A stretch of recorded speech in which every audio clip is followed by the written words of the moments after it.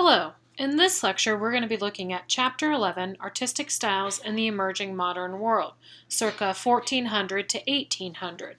Now again, like the previous chapter, this is a large chunk of time. We're going to go about 400 years, and a lot of things happened within this time period. So again, we are mainly going to hit the highlights and focus on the Western world.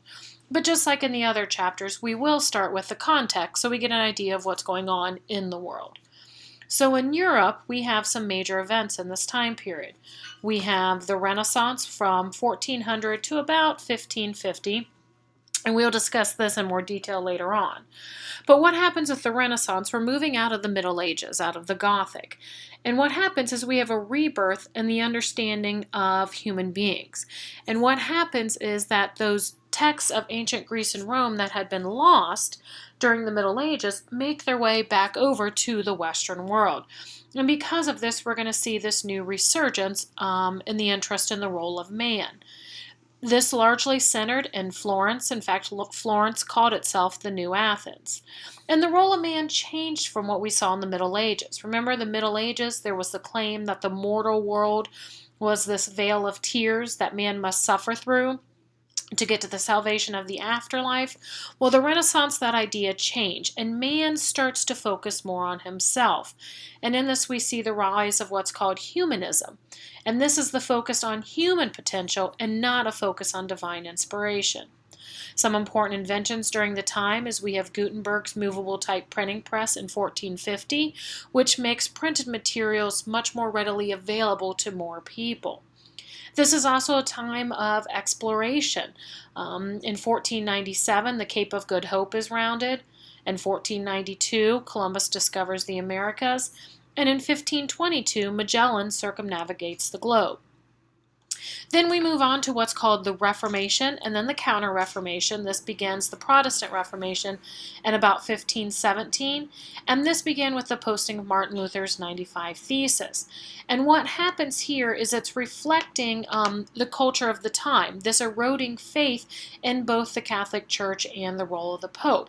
And we'll talk about this again in more detail. The Counter-Reformation, this was actually the church's response, trying to get people back into the church. And then we have the Enlightenment, also known as the Age of Reason. This is about the later 1600s into the 1800s, into the time period of Romanticism. Here we're going to see man moving even further away from the church. This is the time of the scientific revolution. It is the time of the Industrial Revolution. The idea of natural law develops, and this is that there are rules that govern the world, and some that they were an inherent part of the earth, such as like gravity, things such as this. During the Enlightenment, we'll talk about moving from a geocentric universe to a heliocentric universe. In Asia and China, this is a time of great prosperity under the Ming Dynasty from 1368 to 1644. The government provided public works that helped many citizens. This includes water, jobs, roadways, and it was a time of great stability in China. However, it did eventually end by rebellion. In India, for the 16th and 17th century, it was ruled by the Mughals, who were the Mongolian descents of Muslims. India also enjoyed a time of political stability and flourishing economic activity, leading to a flourishing artistic climate at the time. In India, there were attempts to widen the empire by the aristocracy, and these were unsuccessful and put much stress on the peasants, and eventually leading to unrest. In Japan in the 17th century, we're going to see the rise of the samurai. This was a warrior class who became a higher class serving important roles. And then in Japan, the population actually tripled to over 30 million individuals.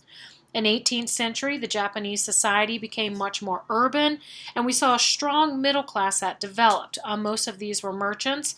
And then also at this time, we saw the arts flourishing. And this is the time period where we're going to see the rise of the kabuki theater. And then in Africa, we're starting to see a rise in the European presence. We're going to see a clash between Christians and Muslims, all fighting for control of this area. And then this is also where we're going to see the beginning and the rise of the slave trade. And then with the discovery of the Americas in 1492, this idea of this new world. However, we all know from history, this wasn't a new world. There were people there at the beginning. In the 16th century, the Spanish dominated the area. The Aztec Empire, which was a dominant force, it would not form alliances with others. They believed they were the chosen people. And this is also the time of the Incan Empire. And these were both eventually destroyed by the Spaniards. All right, so for this lecture, these are the different artistic styles you'll need to know. The early Renaissance, High Renaissance, Mannerism, Baroque, and the Enlightenment. And within the Enlightenment, we'll look at two artistic styles, the Rococo and the Neoclassical. So let's start with the early Renaissance. What we're going to see again in the early Renaissance, this starts about 1400 and it centers in Florence, Italy. And what we're going to see is we're going to see that painting actually begins to flourish with the development of more realistic tools. And we're going to see that in the work here. This is Boccaccio's The Tribute Money, created 1425. It's a fresco in the BAROQUE chapel. And what we're going to see here is this much more realistic details within the works, that we're going to see the use of space and perspective to make works look three-dimensional. So here, when you look at this, this is showing a scene of part of the cycle of life of St. Peter. And what we see here with this group of men, this is Jesus and the apostles, how they're standing is much more realistically than we would have seen in the Middle Ages. Think about it this way. If you're standing and looking at a group of individuals, you're not able to clearly see everybody. Well, in the Middle Ages, there had been a practice which was called stacking. And this is where if people were like one standing behind another, instead of showing them realistically, the person behind would kind of be up on top. And that way you could see everybody. Well, what happens in the Renaissance is we see this shift towards this more realistic perspective. Also, we can see the use of atmospheric perspective in the background. You can see we know the mountains are supposed to be further away because they're smaller, they're out of focus. And then you can also see the foreshortening on the right-hand side in the building. This is a technique used in perspective to create the illusion of an object receding very strongly into the distance or the background.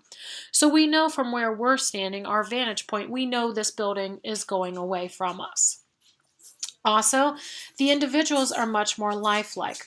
The clothes, how they're standing in contrapposto, and the figures stand in a more realistic semicircular and not in the straight line, or again the stacking that was popular in the medieval works.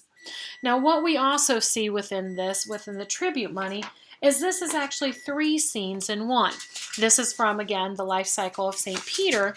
And what we see here is the story where the apostles are going and they want to go into the temple. However, you have to pay a tax or a tribute to get into the temple, and they don't have the money. So in the middle scene, we see Jesus, the central figure, and he is telling, you see the tax collector basically saying, I need the money.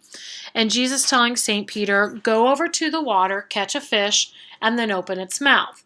So then if you look over to the left, you see St. Peter in the water, and he's catching a fish. Well, when he catches the fish and opens the mouth, there's a coin inside.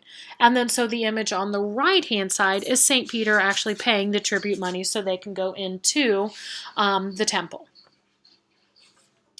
Now, not all works in the early Renaissance were concerned with realistic representations. And you can see that here. This is Botticelli's La Primavera, or the Spring, from 1482.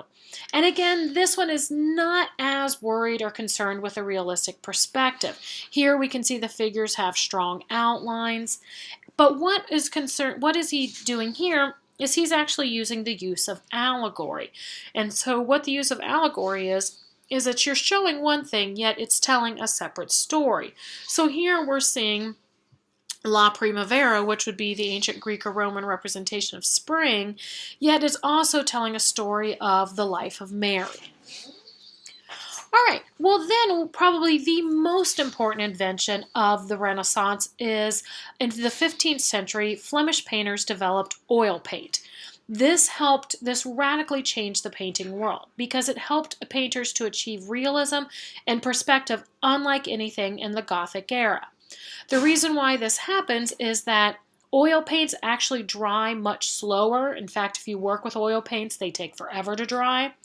But because of this, the slow drying period, artists were able to blend and make very bold and bright colors, and they were able to create very fine details, which they were unable to do with the mediums before. Flemish painters used this to enhance chiaroscuro, and it also helped develop more atmospheric perspective. And now we're also going to see this changing role of the view of the artist. An example of this is the image we're seeing here. This is Jan van Eyck's The Arnolfini Marriage, or Giovanni Arnolfini and His Bride. This is from 1434. And it's an oil on panel. And you can see here it's created using the oil paint. So we have very bold, bright colors we've not seen before, and then the finite details that are available in this. And what happens is, I made mention last time that in the Middle Ages, we actually really didn't even keep track of who the artists were. Why? Because they were just the tool, right? The works were the divine inspiration. However, what's happening now is artists and man is getting credit for creativity.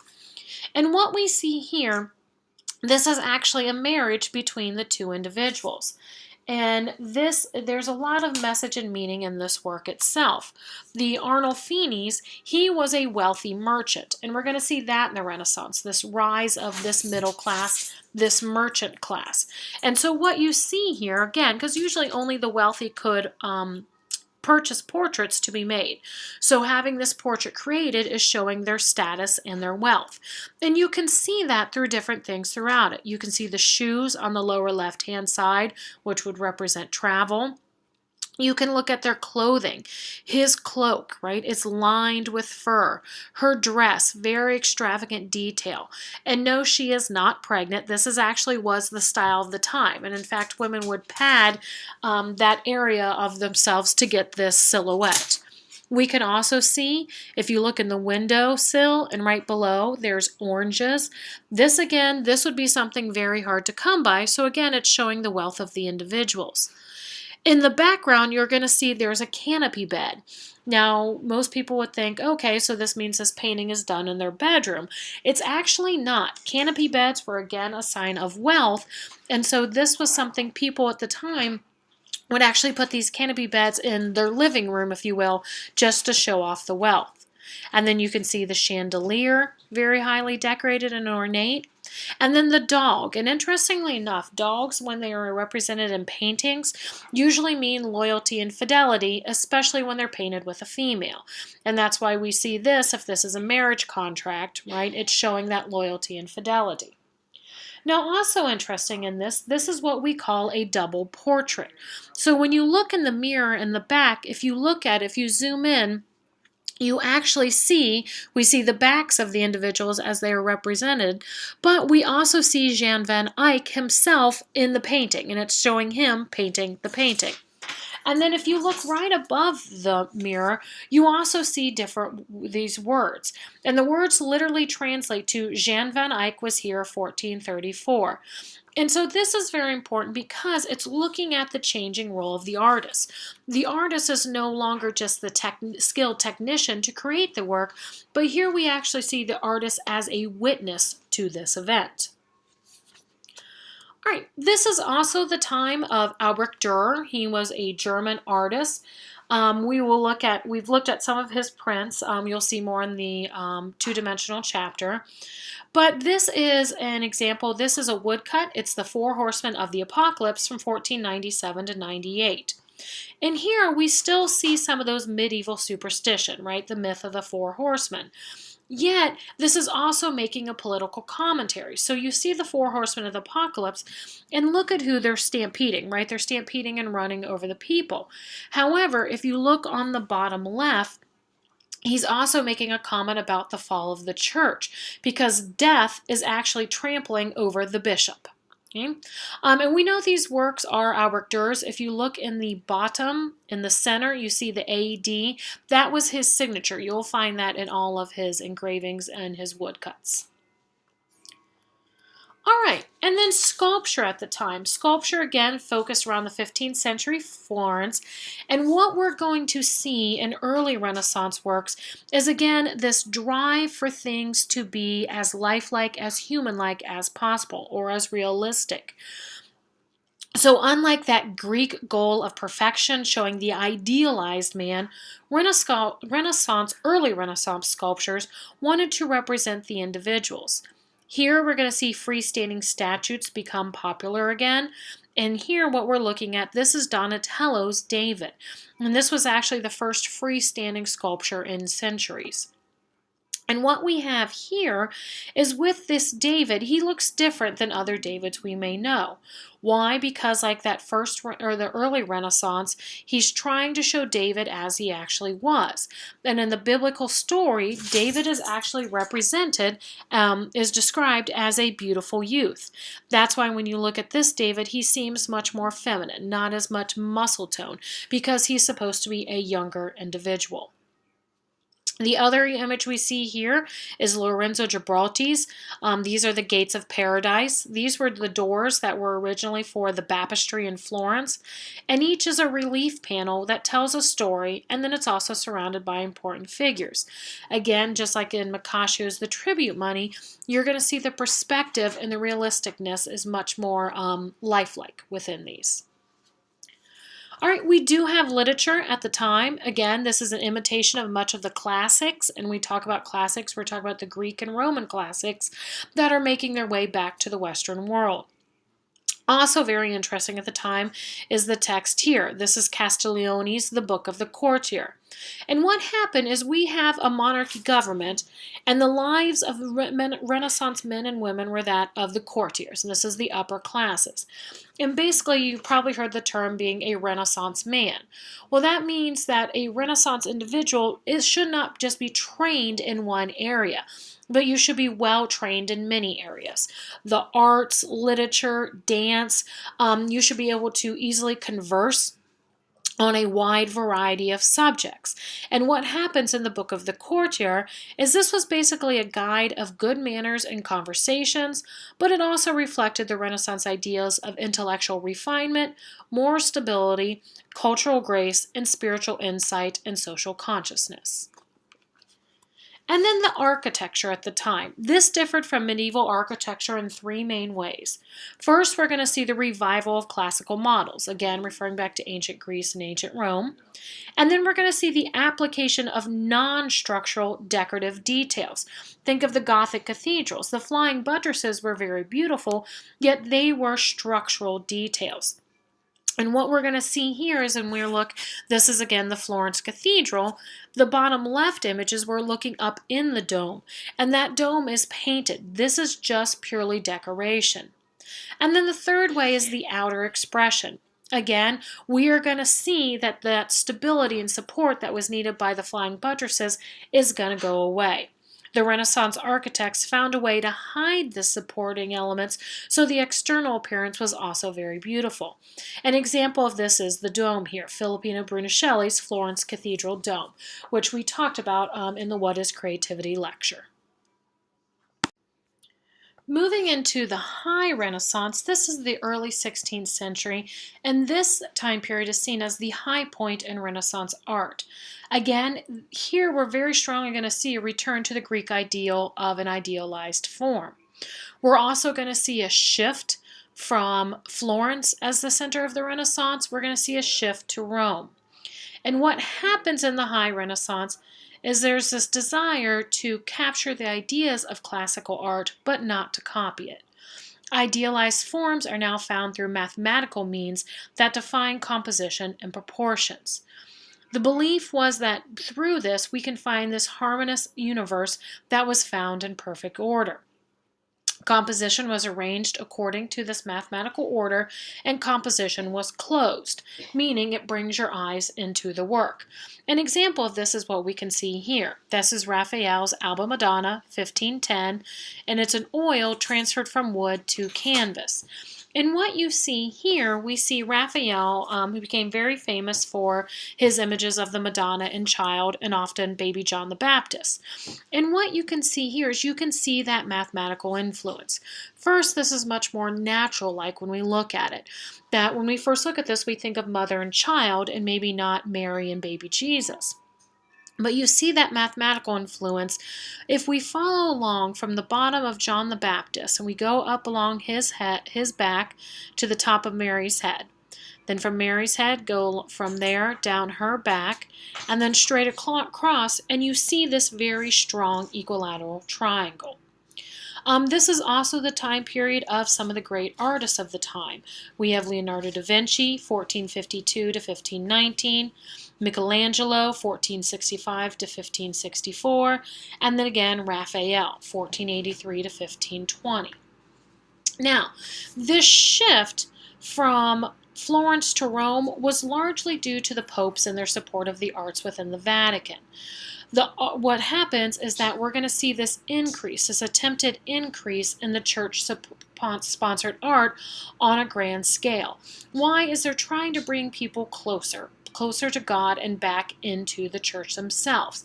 And we see this in the art in the buildings. For example, in the Vatican. This was started by Pope Nicholas V. And this includes what has now become the Vatican Library. And what happens when we had the Protestant Reformation is that you had basically the church had been, we saw corruption in the church. That, remember in the Middle Ages, the idea was that, you had to reach salvation. That was how you would get to heaven.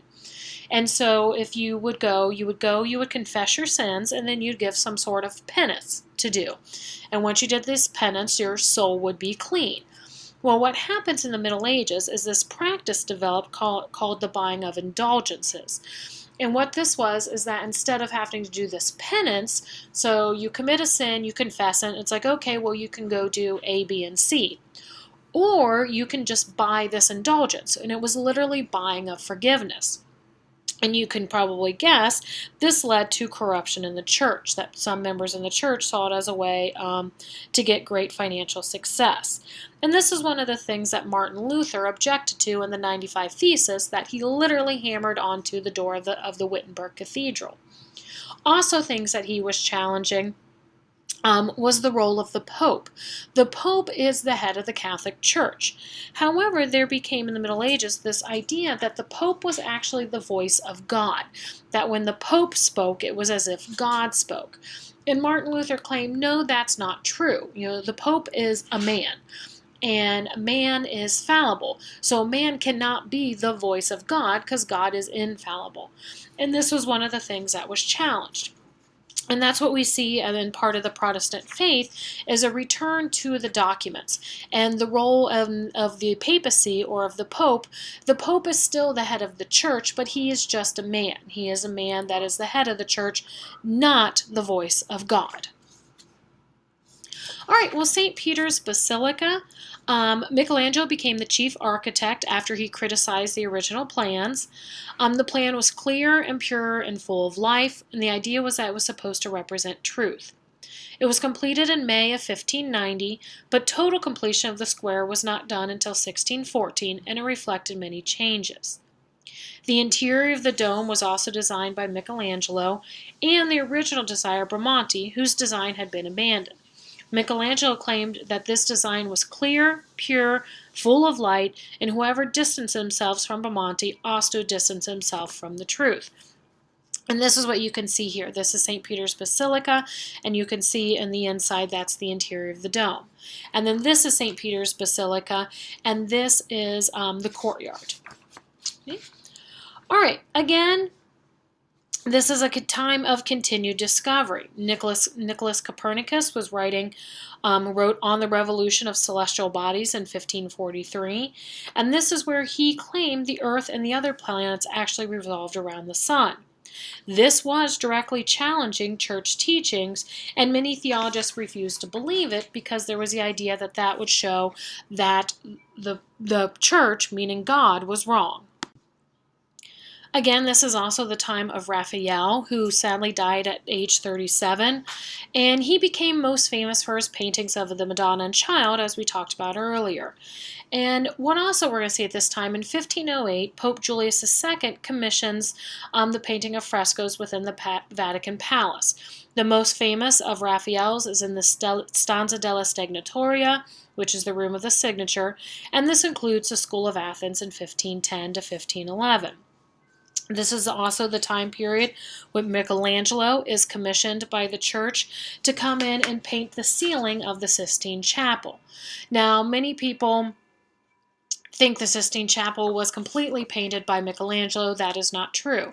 The ceiling is painted by him, but there's two other fresco scenes depicted. One is by Parmigiano, the other one is by Botticelli. And then Michelangelo's The Last Judgment was actually not commissioned until years later. All right, now this work, this is actually not in your textbook, but this work is very, very important to the Renaissance. Why? Because within this image, we're going to see many of the ideas of the Renaissance. This is The Ambassadors by Hans Holbein the Younger. It was painted 1533, and this is an oil on oak. Hans Holbein the Younger was a German artist, and he became very well known for his portrait work. He was actually friends with the Dutch humanist Erasmus, and from this, Erasmus actually gave him letters of introduction to the English court. Holbein the Younger, in 1536, he became the court painter to Henry VIII. And he got to be so well known because he always made his sitter look very dignified. And this was very good with Henry VIII's temperament, which I'm sure from history you know about.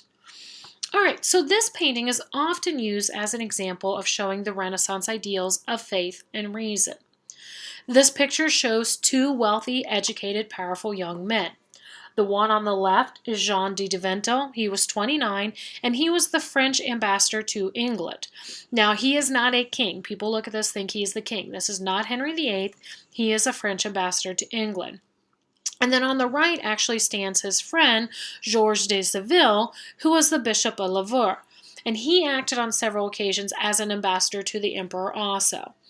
And so what we're seeing with this is, again, we're seeing this portrait, much like the Arnolfini one, where this probably would have been commissioned by the man on the left. And it's showing, this idea of the greatness of the individuals. The men are both looking directly back at the viewer with confidence and with a questioning self-awareness. This is something very new in painting, and it was done to show the stark individuality of the men. Now, the picture is done in tradition of showing learned men with books and instruments, and these instruments are all very important. The objects on the upper shelf include a celestial globe, showing celestial meaning the skies and the heavens, showing again a growing awareness of the universe. There's a portable sundial, and then various other instruments used for understanding the heavens and measuring time. On the lower shelf, we're going to see a lute, which is the stringed musical instrument, a case of flutes, a hymn book, which is interestingly enough open up to a hymn written by Martin Luther, and then a book of arithmetic for merchants. And this book of arithmetic for merchants, showing again that rising merchant class, has been printed using the printed press. And then we also see a terrestrial globe. This again showing land and exploration. And interestingly enough, if you look at it, how it's laying, it actually shows Rome as the center of the world. Now, these objects together actually represent the seven liberal arts, and that provided the basis for Renaissance education. Now, within this, though, there are certain things, right? This is showing the greatness of the Renaissance. However, certain details also show the darker side of things that are going on at the time. Before we get to that, though, let me comment on a few more things. Again, we can tell these men are wealthy by looking at their clothes. Even the bishop, his cloak is still fur-lined. When we look at the floor here, this marble-laid floor is inline, so very intricate details. The cloth that the objects on the upper shelf are laying on seems Indian influence, again showing travel. And then even the curtain, and that serves as the backdrop. Very rich, very luxurious. But again, so there's this greatness of the Renaissance being celebrated, right? The rise of man, exploration, discovery, new scientific technologies. But we see in here, right, some images of the darker side. If you pay attention, one of the strings on the lute is actually broken, showing discord and disharmony. As I already said, the Book of Hymns is open to a hymn by Martin Luther. Martin Luther, the beginner of the Protestant Reformation. If we pay attention, if you look in the back, look in the upper left-hand corner. You can actually see there's a crucifix up on the wall, yet it's being covered by the curtain, almost making it seem as if man no longer needs religion. And then even the stance of the two men. We have the man on the left representing the state and the man on the right representing the church. This could be shown to see the separation between church and state. And then the most notable figure is on the bottom in the middle here. At first you might have looked at this and was like, well, what is this? This is what's called an anamorphic skull. And what happens is this is meant to be seen from one perspective. If you go, literally put this on your screen and then go to the right side and look up at it, what happens is the skull flattens out. This is actually an optical illusion. And so why did Holbein put this in here? Was he basically just saying, hey, look at my skill? No. What he's doing, this is what's called a memento mori, meaning it's a reminder of death. And the idea in this is that death comes for us all. And it's that idea to remind people that even with all this greatness of the Renaissance and these Renaissance tools, that people are just that. They are human. And death is the great equalizer because it comes for everyone. All right, shifting back, I skipped this slide. Titian also a great artist at the time. He was one of the great Venetian artists of the time, and in Venice what happens is that we discover a new method in painting. Venice, as you know, it's a city on the water, very wet environment, and so it took oil paints an extremely long time to dry there. But what happens is they discover is actually building up of pigment through the use of many glazes. And this gives the painting a warmth and adds depth and richness. And you can see that in the work here. This is Titian's The Assumption of the Virgin, 1516 to 1518, and this is a panel. This is also a very large work. It's 22 feet 6 inches by 11 feet 10 inches, and it's in the Santa Maria Glorioso di Frari in Venice, Italy. And what you can see here is you see how here's Mary, this is where she's ascending to heaven, and the heavens almost seem to glow. And this was done by layer after layer after layer of a glaze, which means it's the paint that has been watered down with either water or a finer oil. And they've actually x-rayed this, and there's up to 30 to 40 different layers of paint within this. Okay. And then also important at the time, we do have the theater, and we see the rise of the theater. We're seeing the theater is actually very popular for upper and middle classes, and this is the time of Shakespeare. And Shakespeare, we're just going to briefly mention this. All right, England, late 16th century. And his plays took on more nationalistic flair due to, again, the separation of church and state by Henry VIII. William Shakespeare's death, circa 1564 to 1616, and his first plays were written in the 1590s, and his last plays were 1610 to 1611. Usually they are represented in 3 different categories. The comedies, which include things such as Much Ado About Nothing, A Midsummer's Night's Dream. They often have to do with mistaken identity.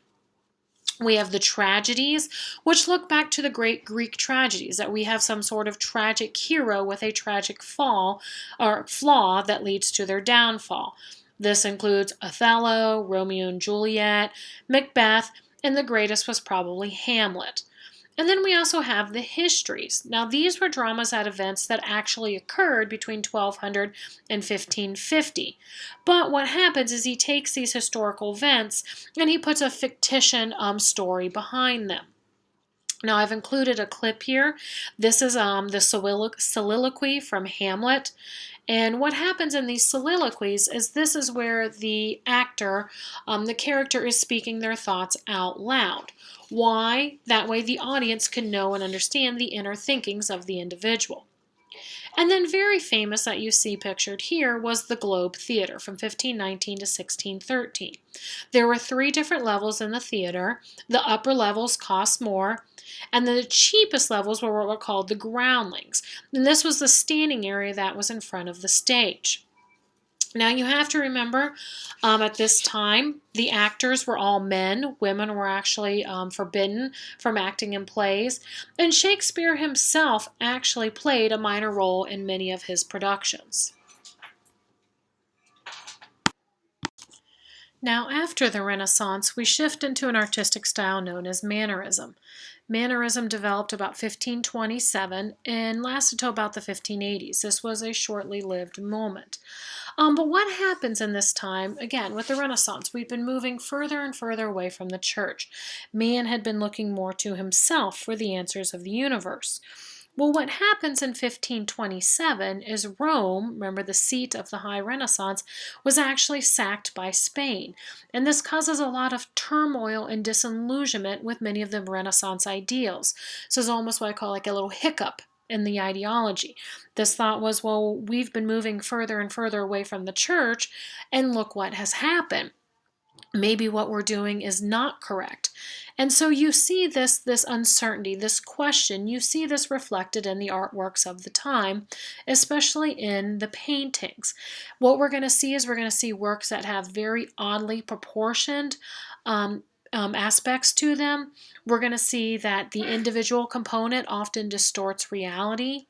Many times the works will have a very cool color palette or a very bright and almost jarring. Also, we're going to see some of the images that are shown are ones that are classically shown, yet they're shown in a way meant to be kind of upsetting or discerning. Now for us, we're just going to look very briefly at Mannerism, and in fact, we're only going to look at this one artwork. This is Madonna with the Long Neck by Parmigiano, 1534 to 1535, and it's an oil paint on wood. This is also known as Madonna with Angels and St. Jerome.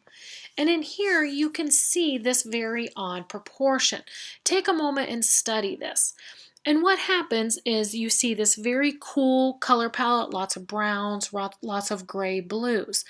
But look at the proportions themselves. Let's start with Mary. Madonna with the long neck, let's start with her neck.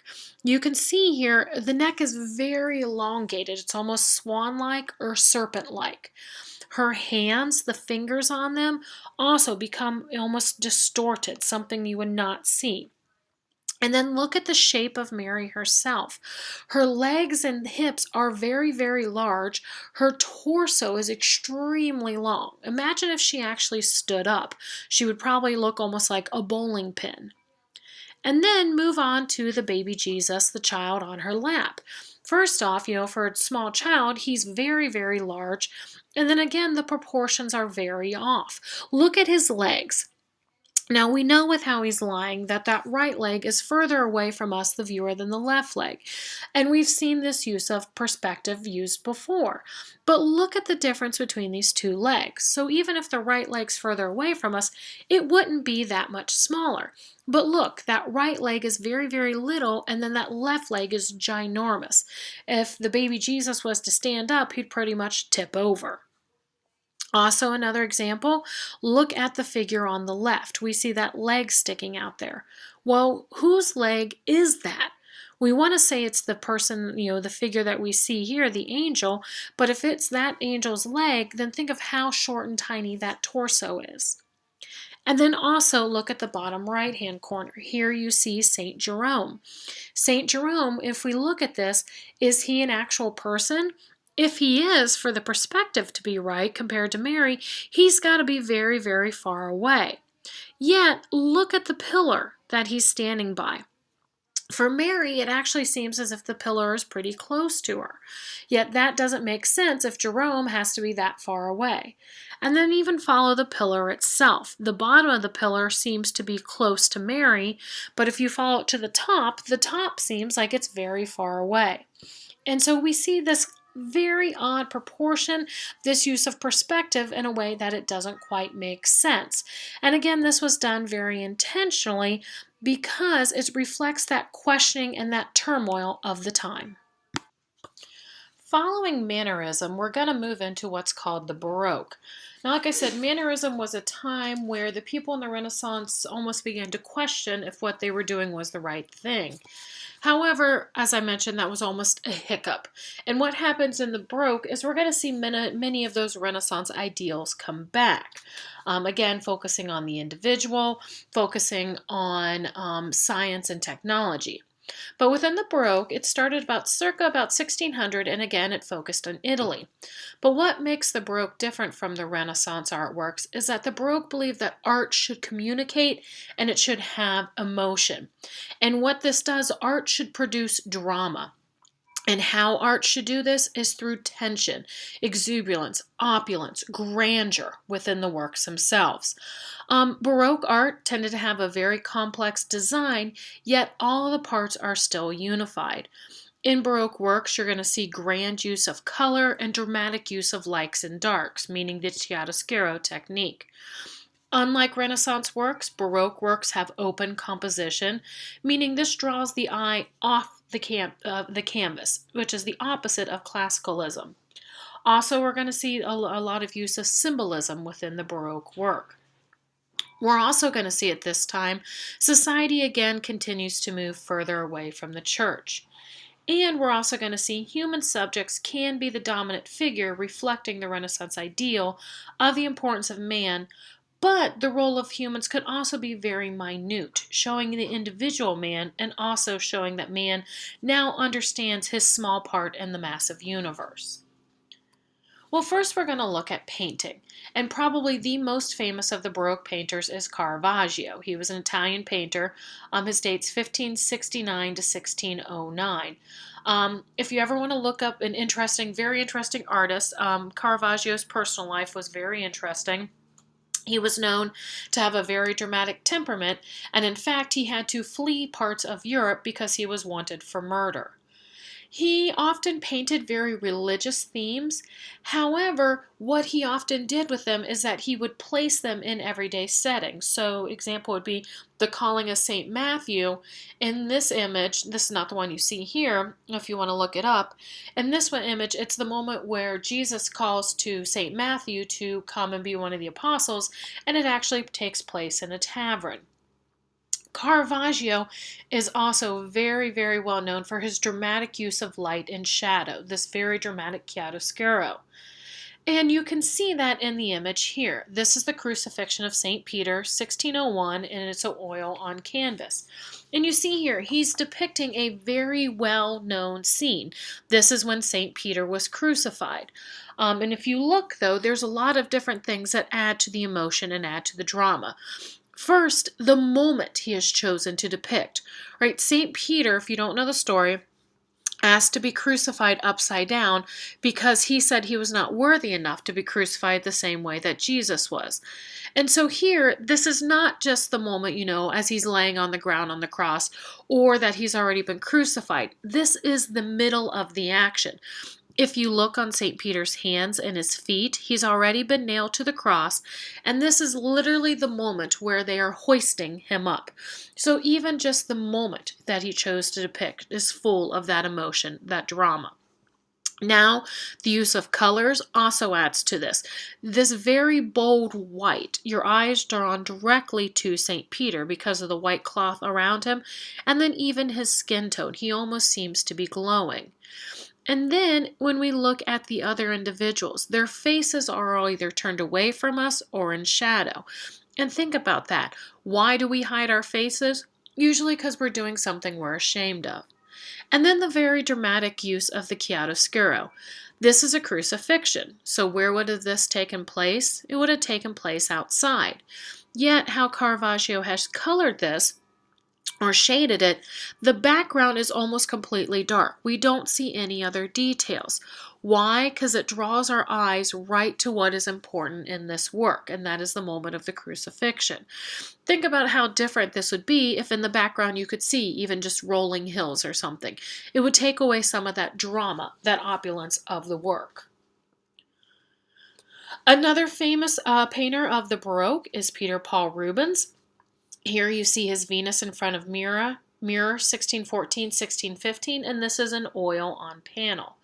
Now, Rubens often known for using very fleshy female forms.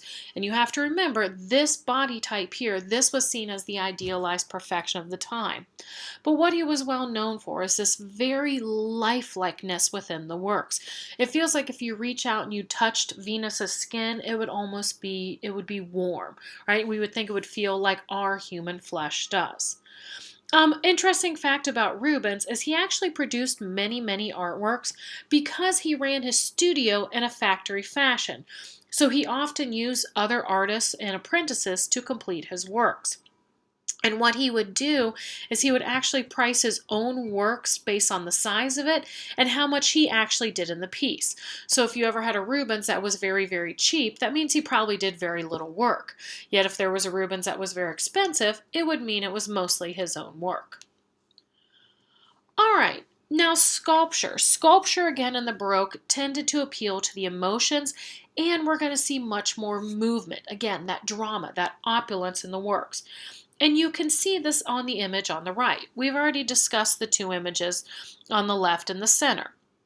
The first is Donatello's David from the early Renaissance. Again, remember the early Renaissance was trying to show the world as it actually was, as realistically as possible. So Donatello created his David as in the biblical story, where David is described as the beautiful youth. Then we see Michelangelo's David, 1501 to 1504, which represents the High Renaissance. This is, in the High Renaissance, again, remember, it was going back to those Greek classical ideas, trying to show that idealized perfection. And we see that in in Michelangelo's David. Now, also interesting enough, when we look at Donatello's David, we know what moment in the story this is. This is after he's already been victorious. Why? Because if you look at what David is standing on, he's standing on the decapitated head of Goliath. Now, Michelangelo's David, this is actually an interesting one because this is actually both the moment before and the moment right after the confrontation. You can see both Donatello and Michelangelo's Davids are in contrapposto, but where Donatello's David is more relaxed, in Michelangelo's David, you can see half the body is in tension, and many scholars believe that this is because it's the moment before the actual confrontation. The other half the body that's at rest is this is after the confrontation where David has been successful. Well, now we're going to move to Bernini's David, 1623, and it's also a marble. Here we can see this shows all of those Baroque ideals. Here again we have David, yet think about what moment this is. This is the moment right before he slings the rock. And so the body, yes, it's in contrapposto, but it's turned so far that you can see it's like it's as far as he's going to turn, and also he's going to whip around and release that stone. So again, we have this moment. It's a moment where right before we're going to find out what the result's going to be, who's going to be victorious. And so you get this sense of action, this sense of movement in it. And that shows those Baroque ideals. Interestingly enough, with this David, with Bernini's David, you can so tell what the trajectory of the rock is going to be that in the museum where it's at, people do not stand in the path of it because it feels so lifelike and so realistic that you're going to see, you might get hit by this rock. Now, if I were you, I would pay attention to this slide and I would think about and know and understand how these three different Davids represent the three different artistic styles: early Renaissance, High Renaissance, and the Baroque. There's a hint for you.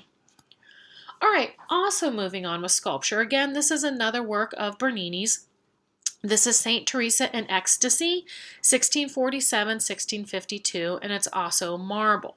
Now, this is located in the Santa Maria della Vittoria in Rome, and I have two images here. The one image on the left is a close-up of the sculpture, and then the other is in the nave it's in within the church. And the reason why I'm showing you this is because the church itself is also an example of the Baroque architecture. Very grand, very opulent, highly, highly decorated. Yet you can see, though, there's still a lot of order to it. If we cut the architecture on a vertical axis, it would almost be an exact mirror. So there is still this sense of balance and order and symmetry in the work. Now, the sculpture itself, this shows St. Teresa. St. Teresa, she believed that there was no greater feeling than knowing and experiencing God's love. And in fact, that moment of knowing God's love was almost a moment of pleasure, of pain. It was a moment of ecstasy. And so that's what Bernini has captured here. If you look at the sculpture, you can see there's St. Teresa, and then there's an angel. In the angel's right hand, there's a golden arrow. And what has happened is this is the arrow of God's love, and the angel has just pierced the heart of St. Teresa. So this is the moment where she fully feels God's love. Now, interestingly enough, the gold rays behind were also part of the original design, and this was originally lit by a natural light, a window above it. Now, of course, there is electricity there. All right, and then the Baroque architecture. This is also going to show the grandeur, the opulence. And there is no greater example of this than the Palace of Versailles. The Palace of Versailles was by the French King Louis XIV, the Sun King. And what this again shows, this entire palace was built to show the power of the king. And you can see here, everything is highly, highly decorated. It's opulent. It's grand. Visitors to Versailles were supposed to come and just be in awe. And you were to be in awe of the power of the king. You can see the images, the top left, it's showing you the facade. The bottom right, even the gardens are this grand planned out. You can see in the top right, we have a room. This is just a hallway. You can see the massively decorated and the ornate, yet there's still this order and symmetry to it. And then on the bottom left is the very, very famous Hall of Mirrors. All right, now we are going to talk a little bit about music in this chapter. This is about 1650 to 1750. Now, we haven't talked a lot about music. We mainly mentioned in the Middle Ages that as music was developing more and more, it was used more in church and worship services. Well, this is still true. This was used in churches to make worship more appealing to the people and through the use of emotion and theatrical qualities. Now we're going to see in this time, in the Baroque, we're going to see music written for very specific instruments or voices. And we're also going to see many technical advances in instruments.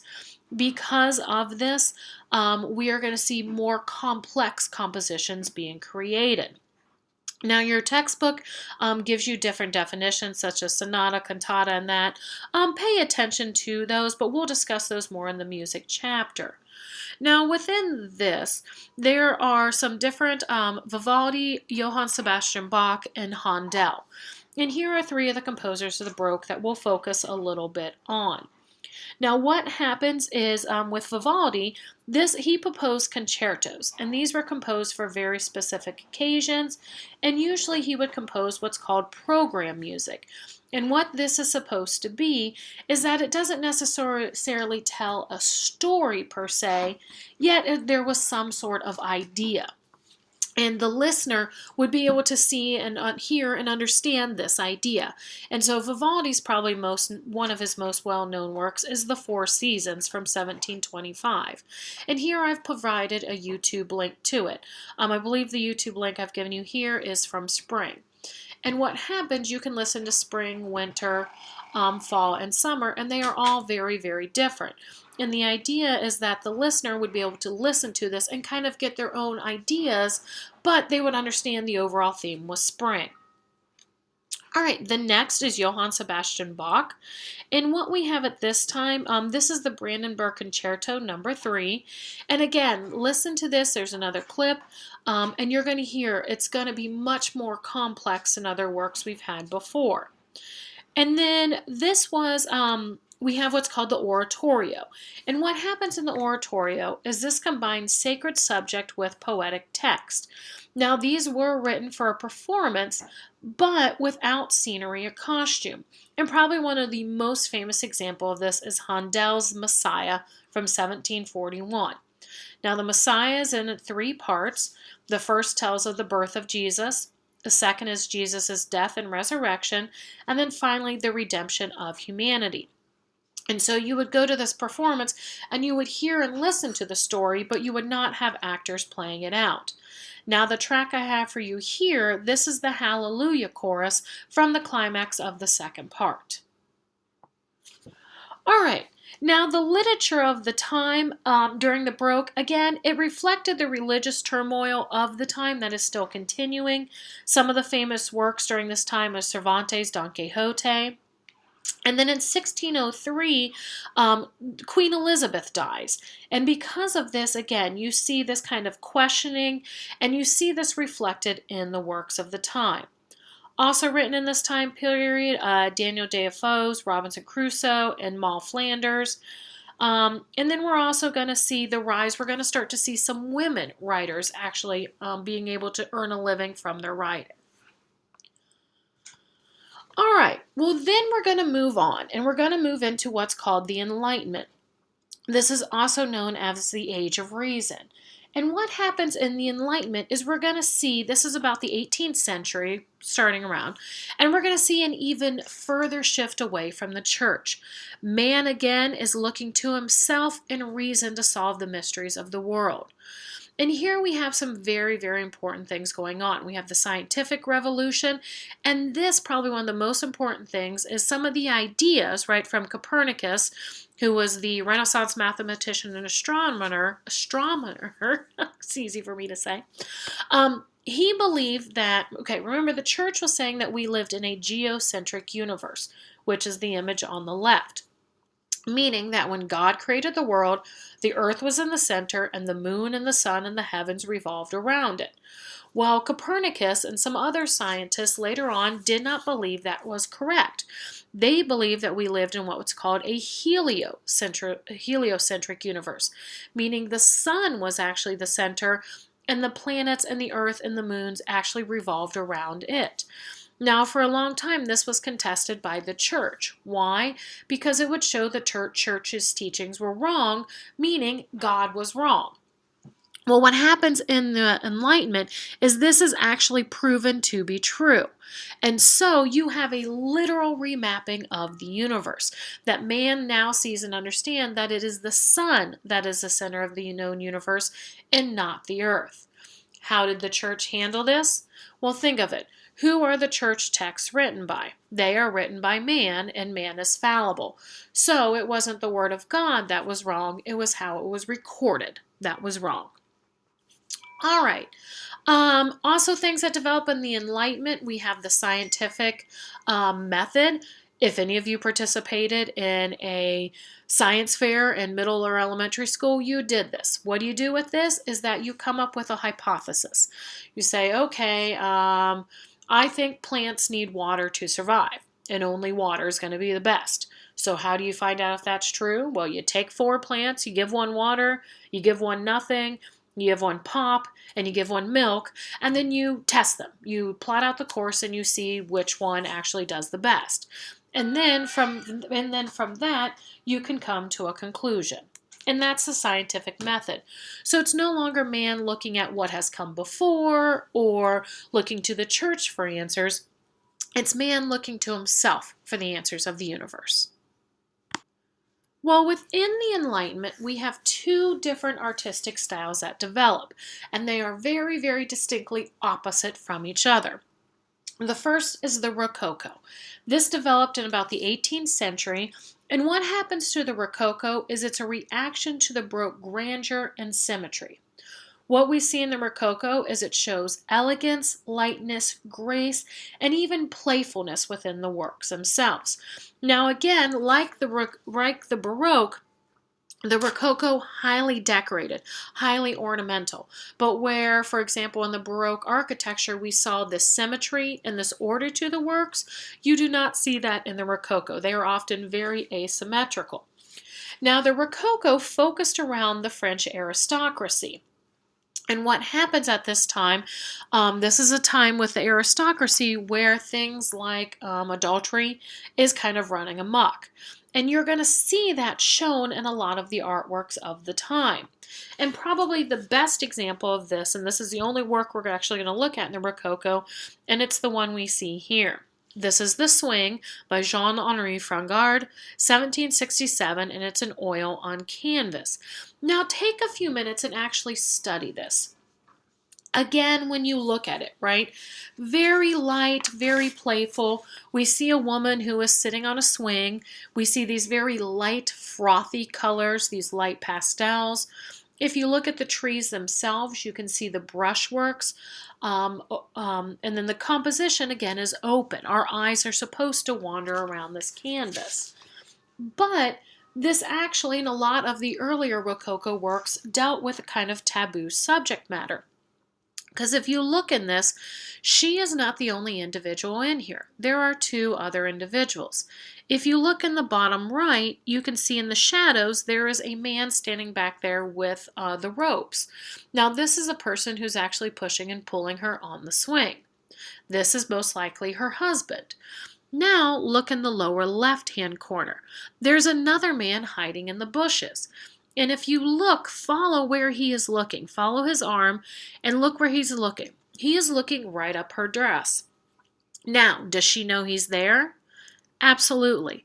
Follow the line sight of her eyes. She is looking directly at him. And you see her kicking up her leg. You see her little shoe flying off. And so she knows he's there and she's literally giving him a show. And so what we see here is we actually see a woman who is somewhere with her husband, and she's actually meeting up with her lover. Now this is subject matter that would be considered taboo in many instances. And in fact, when this work was commissioned, it was actually commissioned by a mistress of the French king, but this was commissioned for private viewing. But a lot of the Rococo works dealt with this kind of taboo subject matter. And we see that very clearly within this work. Now this was pretty much the apex of the Rococo. This is about as far as they pushed it, and then society kind of pushed back, saying, no, this is not subject matter we're going to deal with. And we see that in what's called the neoclassical. Now, just from the name itself should tell you something. Neo meaning new, classical. When we talk about classical in art, we're usually talking about the ideas of ancient Greece and Rome. And that's exactly what we see here. The neoclassical is a response to the Rococo style. And what we're going to see is we're going to see a return to the classics of ancient Greece and Rome. And this also was inspired by the establishment of formal archaeology. Pompeii, who had been the city that had been destroyed by Mount Vesuvius, this was actually discovered at this time. And so we're going to see this idea, this interest in the past resurge. Now, within painting, we're going to see this is very opposite of the Rococo.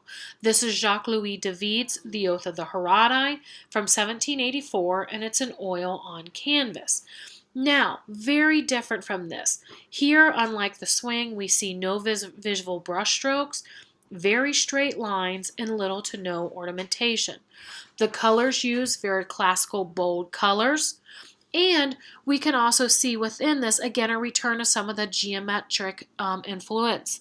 So if you follow the three men here and the father, creates a triangle, and then the two different groupings of women in the back, we see two smaller triangles within the work. You can also see here a reflection of ancient Greece and Rome from the architecture.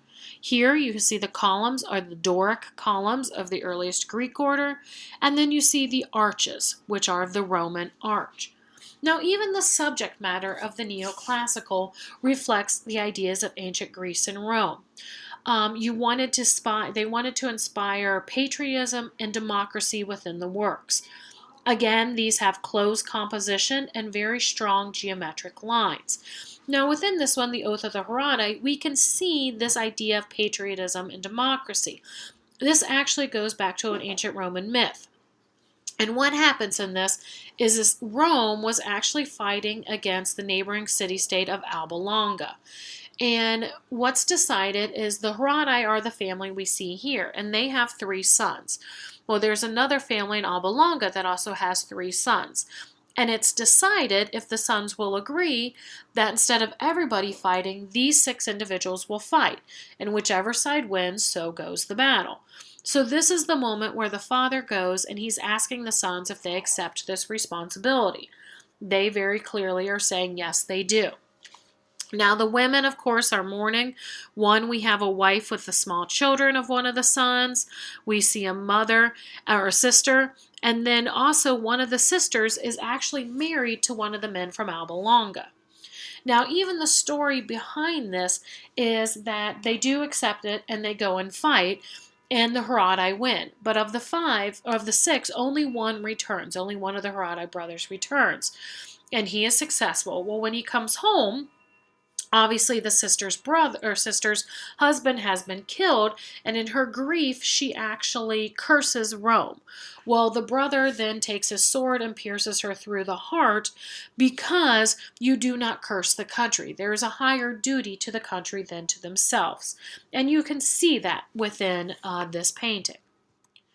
Now also here we see this return to classical ideas in the sculpture. This is Antonio Canova's sculpture, Psyche Revived by Cupid's Kiss, and this is an example of the neoclassical sculpture. Again, this is telling the ancient tale of Psyche and Cupid. You can see this closed composition, the eye is drawn in, very clean lines, and if we put this up against some of the ancient Greek and Roman sculptures, you may think it was from that same time period, because again, it's influenced by these same ideas. Now your textbook's going to talk about the architecture of the time, again reflected that Greek and Roman classicalism, and we see this in the works of Thomas Jefferson. He was reviving classical forms while also appealing to the intellect, and you can see this by looking at his Monticello. If you look at Monticello, it actually looks a lot like the Pantheon that we discussed when we talked about Roman classicalism. We are going to see the front with the very Greek influence, and then the dome in the back. Now again, moving on, very briefly, we'll talk about music. Now, when we talk about classical music, we are actually talking about the music of this time period, of the neoclassical. Why is this called classical? Because there is no ancient equivalent. During this time period, we're going to see the development of the symphony. And this means it was music developed for entire orchestra, traditionally made of 4 movements. And now you had different basic characteristics in the music. Number 1, variety and contrast in mood. The composers were exploring many different moods within a single piece. And you're going to see that from a shift in the tempo and a shift in the dynamics. Also, we're going to hear flexibility and rhythm, and the composers were trying to create variety within one work. Now, predominantly, we did have had homophonic texture, meaning these were instruments that were working together. This does not mean that we only have one melodic line. Also, these works often had a memorable melody, which is a balance of symmetry within the works themselves.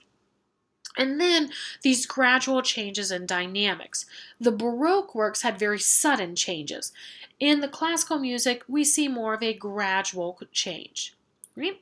Now, these symphonies were often performed by a classical orchestra, which is composed of 30 string instruments, 2 flutes, 2 oboes, 2 bassoons, 2 horns, 2 trumpets, 2 kettle drums, and a clarinet. All right. Again, I have some clips here for you to listen to for some of the different composers. The first is Franz Joseph Haydn, Hayden, not to be confused with the others. He composed over 104 symphonies in his life, and the one I have for you here is the Surprise Symphony. And so you can listen to this and you can kind of see, I mean, even from the name, there's this little surprise included within it. Next, one of the most famous of the classical composers, Wolfgang Amadeus Mozart. He created 41 symphonies, and often these had very, very complex designs.